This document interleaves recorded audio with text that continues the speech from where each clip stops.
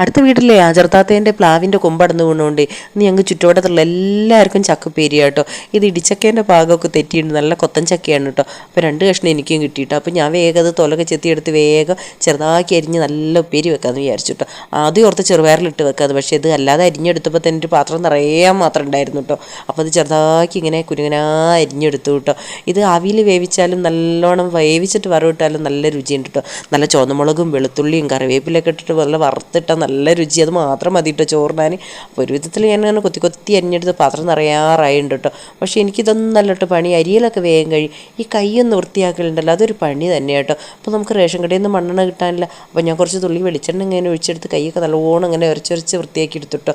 കത്തി പിന്നെ വൃത്തിയാക്കാൻ സുഖം കേട്ടോ. നമ്മൾ അടുപ്പിലെ സ്റ്റൗവിലെ തീൻ്റെ മേലെ ഒന്ന് തിരിച്ചും മറിച്ചും വെച്ച് കൊടുത്തൊന്ന് ചൂടാക്കി എടുത്താൽ ഒരു പേപ്പറോ ചെരുത്തുപ്പോണ്ടോ തുടച്ചാൽ പെട്ടെന്ന് മാറട്ടോ. പിന്നെ ഇതൊക്കെ കഴിഞ്ഞ് കുളിയൊക്കെ കഴിഞ്ഞിട്ട് ആ ചക്കപ്പേരി മീൻ വറുത്തം കൂട്ടിയൊക്കെ ചോറിനായിരിക്കുമ്പോൾ നല്ല രുചിയാട്ടോ.